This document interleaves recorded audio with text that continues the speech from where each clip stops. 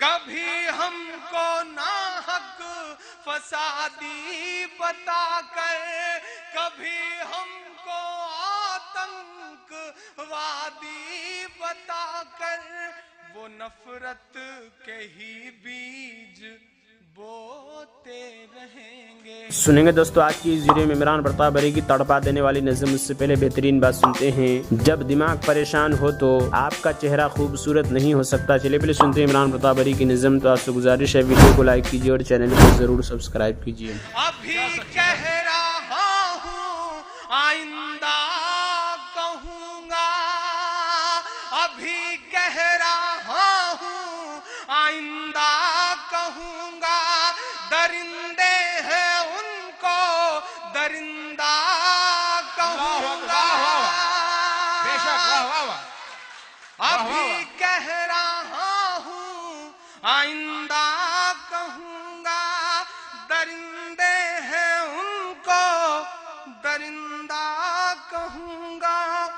میری قوم کے لوگ سوتے رہیں گے، خدا کب تلک ظلم ہوتے رہیں گے، خدا کب تلک ظلم ہوتے رہیں گے، خدا کب تلک ظلم ہوتے رہیں گے۔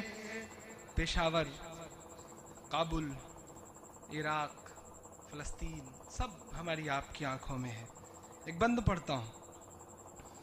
بہت ظالموں کے بڑھے حوصلے ہیں، تیرے دین کو ہی مٹانے چلے ہیں۔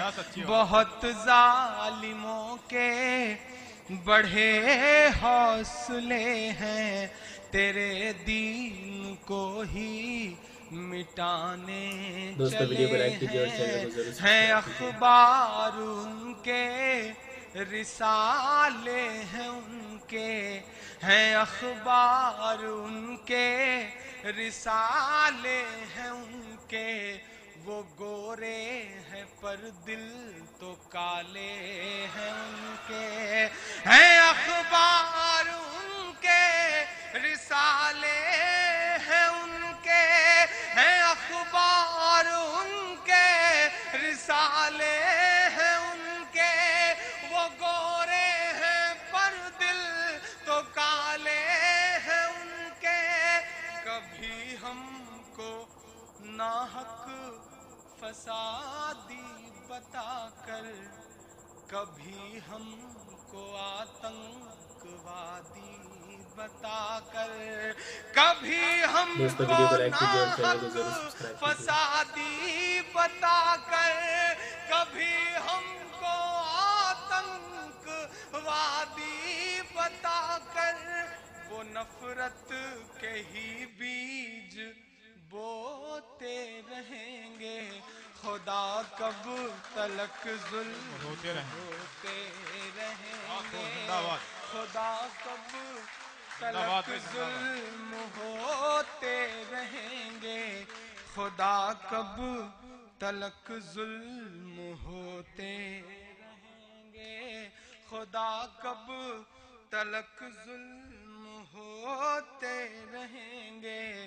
خدا کب تلک ظلم ہوتے رہیں گے۔ ہے ان کا فقط ایک نظریہ لہو کا، کئی ملک اجاڑنے والے لوگ، کئی ملک پوری طرح برباد کر دینے والے لوگ دنیا کے علمبردار بنے بیٹھے ہیں، اور الزام ہم پر ہے کہ ہم دہشت گرد ہیں۔ بہت چپی پوری نسلوں کو برباد کر دیتی ہے ان کا فقط ایک نظریہ لہو کا، ہے صحرا پہ بھی آج دریا لہو کا۔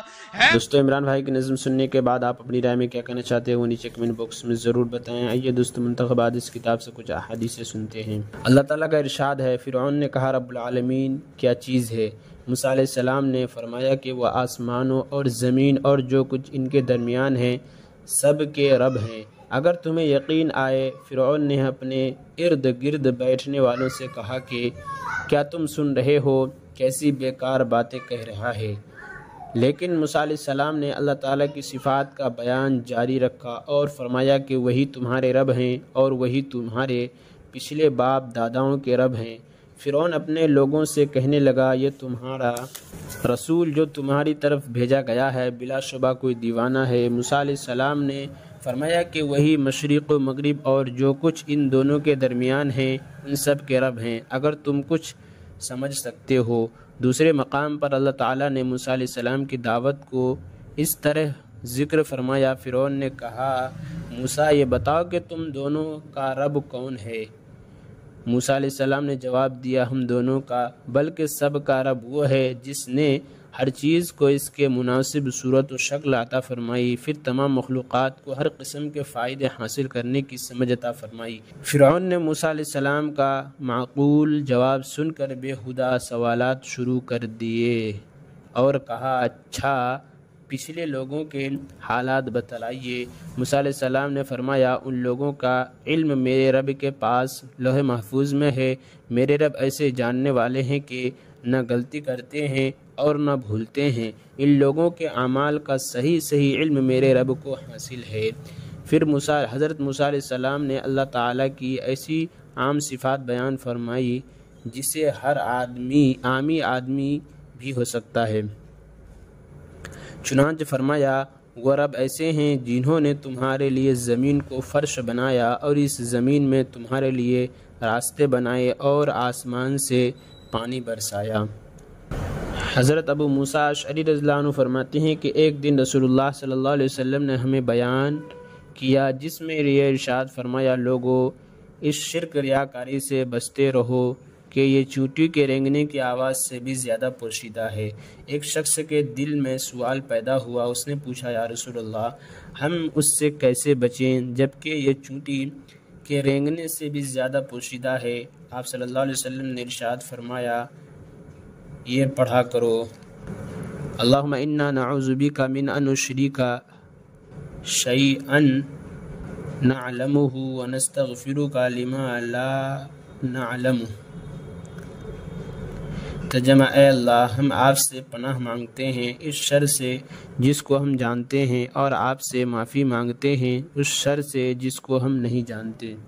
حضرت معاذ رضی اللہ عنہ سے روایت ہے کہ رسول اللہ صلی اللہ علیہ وسلم نے ارشاد فرمایا، آخر زمانے میں ایسے لوگ ہوں گے جو ظاہر میں تو دوست ہوں گے مگر اندرونی طور پر دشمن ہوں گے۔ عرض کیا گیا، رسول اللہ یہ کس وجہ سے ہوگا؟ رسول اللہ صلی اللہ علیہ وسلم نے ارشاد فرمایا، ایک دوسرے سے غرض کی وجہ سے ظاہری دوستی ہوگی اور اندرونی دشمنی کی وجہ سے وہی ایک دوسرے سے خوف زدہ بھی رہیں گے۔ فائدہ مطلب یہ ہے کہ لوگوں کی دوستی اور دشمنی کی بنیاد ذاتی اعراض پر ہوگی، اللہ تعالیٰ کی خوشنودی کے حاصل کرنے کے لیے نہیں ہوگی۔